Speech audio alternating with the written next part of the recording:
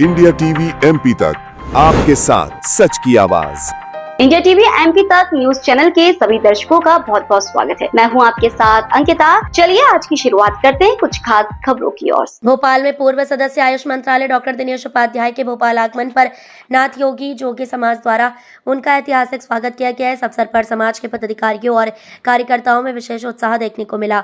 Media से चर्चा करते हुए डॉक्टर उपाध्याय ने कहा कि वर्तमान सरकार सभी वर्गों और समाजों का ध्यान रखते हुए निरंतर विकास कार्य कर रही है। उन्होंने ये भी कहा कि देश के प्रधानमंत्री नरेंद्र मोदी एवं वर्तमान भाजपा की सरकार के नेतृत्व में देश एक सशक्त दिशा में आगे बढ़ रहा है और हिंदू राष्ट्र की ओर अग्रसर है। इस अवसर पर नाथ योगी समाज के प्रदेश प्रवक्ता देवेंद्र योगी के नेतृत्व में समाज के प्रतिनिधिमंडल ने उनसे मुलाकात की। प्रतिनिधिमंडल ने मध्य प्रदेश में नाथ योगी समाज को शासन प्रशासन में उचित दायित्व दिए जाने की मांग रखी। कार्यक्रम में देवेंद्र योगी, हेमंत जोगी, भाजपा बरखेड़ी मंडल अध्यक्ष छोटू पंडित, पूर्व भाजपा इंद्रपुरी मंडल अध्यक्ष जितेंद्र योगी, नाथ योगी समाज भोपाल अध्यक्ष विनोद पाटीदार, वीर सिंह चौहान, जाहिर रजवी, संतोष योगी आदि सामाजिक बंधु उपस्थित थे।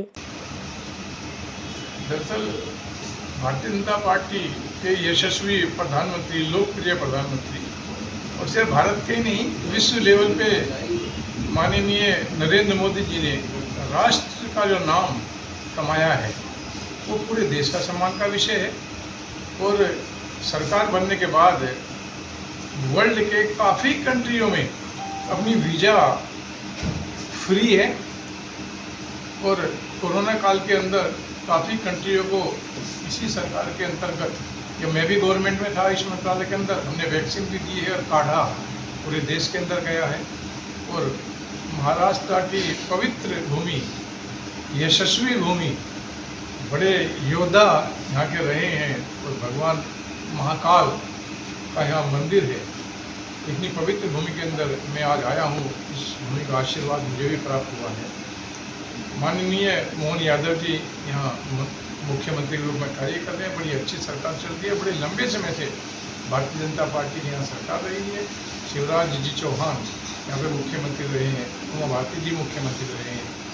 तो मध्य प्रदेश एक अद्वितीय प्रदेश है और भारत का मध्य भी है और बड़े बड़े कार्य यहाँ के किए हैं, बड़े वीर योद्धा रहे। आज यहाँ पे मैं आया हूँ और कुछ विशेष लोगों से मुलाकात हुई है, आप सभी लोगों से यहाँ मुलाकात हुई है। मेरा सौभाग्य है कि आज आपके बीच में रह करके मुझे भी बातचीत करने का मौका मिला। इसलिए आप सबका मैं धन्यवाद अदा करता हूँ और इस पवित्र भूमि को प्रणाम करता हूँ, महाकाल को प्रणाम करता हूँ। उनका आशीर्वाद इसी तरह से बना रहे और सरकार के अंदर देशभक्त लोग रहें, राष्ट्रभक्त की सरकार इसी तरह से चलती है। सर, नासमा के प्रतिनिधिमंडल आज आपसे मुलाकात की, उन्होंने कुछ अपेक्षा भी रखी है कि आने वाले समय में उनसे बड़ी सौगात मिलेगी पार्टी में कार्यक्रम।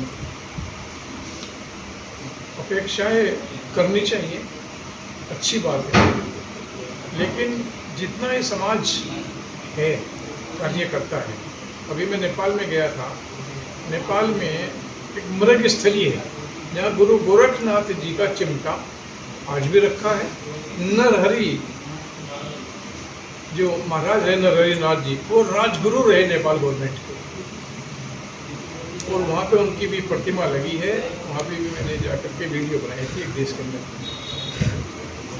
नाथ संप्रदाय के जो लोग हैं इनको काम मिलना चाहिए, सरकार में भूमिका होनी चाहिए, स्टेट गवर्नमेंट में होनी चाहिए, केंद्र सरकार में होनी चाहिए। इसकी बात मैं भी दिल्ली जाकर के करूँगा और यहाँ मध्य प्रदेश के अंदर भी जो महत्वपूर्ण लोग हैं इस बात को रखनी चाहिए कि इन लोगों का भी योगदान कहीं न कहीं संगठन के अंदर, सरकार के अंदर हो। उस बात के लिए मैं प्रयास करूँगा। सर, सरकार ने महिला बिल लेके आई थी लेकिन विपक्ष ने उसको गिरा दिया। क्या लगता है, महिलाओं का सम्मान नहीं चाहता विपक्ष? दरअसल नारी शक्ति वंदनीय है। भारतीय जनता पार्टी इस बात के लिए हमेशा प्रयासरत रही है कि नारी को एमएलए का टिकट है, सांसद का टिकट है, मुख्यमंत्री, आज भारत की राष्ट्रपति महिला, वो बीजेपी का एक संदेश गया है और वो महिला स्वर्ण जाति की नहीं है। ना उनके पास किसी प्रकार की कोई धन बल, बाहुबल, बहुत बड़ी बिल्डिंग का बल या बहुत बड़ी राज सत्ता का बल हो, ऐसा नहीं है। फिर भी राष्ट्रपति माननीय प्रधानमंत्री जी का जो कार्य रहा है, उनकी चाय की दुकान थी, और उनके बैकग्राउंड आप अगर देखें तो कोई बहुत बड़ा राजनीतिक बैक है नहीं, या बहुत बड़े मजबूत रहे हों या धन संबंध रहे, ऐसा कुछ नहीं है। संघ के प्रचारक थे और बड़े छोटे स्तर से उठ कर गए, लेकिन प्रधानमंत्री बने हैं। बंगारू लक्ष्मण जी वाल्मीकि समाज से थे, लेकिन भारतीय जनता पार्टी के राष्ट्रीय अध्यक्ष हैं। ऐसा किसी पार्टी के अंदर हुआ। इसलिए एकमात्र पार्टी भारतीय जनता पार्टी है कि जो ये कार्यकर्ता, मात्र छोटा कार्यकर्ता भी प्रधानमंत्री बन सकता है, राष्ट्रपति बन सकता है, राष्ट्रीय अध्यक्ष बन सकते हैं। वर्तमान में जो राष्ट्रीय अध्यक्ष हैं, कोई सोच भी नहीं सकता था कि ये राष्ट्रीय अध्यक्ष होंगे। कोई नाम नहीं सुना था, कल्पना नहीं की थी। जब राष्ट्रीय अध्यक्ष की बातचीत होती थी तो काफ़ी नेताओं के नाम चले, अखबारों में छपे, आपने भी चर्चा की, शिवराज जी का भी नाम कई बार चर्चा में आया, लेकिन राष्ट्रीय अध्यक्ष जो बने, इनके नाम को किसी ने विचार भी नहीं किया था। एमएलए रहे, बिहार के रहे और आज राष्ट्रीय अध्यक्ष हैं। इसलिए लोकतंत्र अगर कहीं जीवित है तो भारतीय जनता पार्टी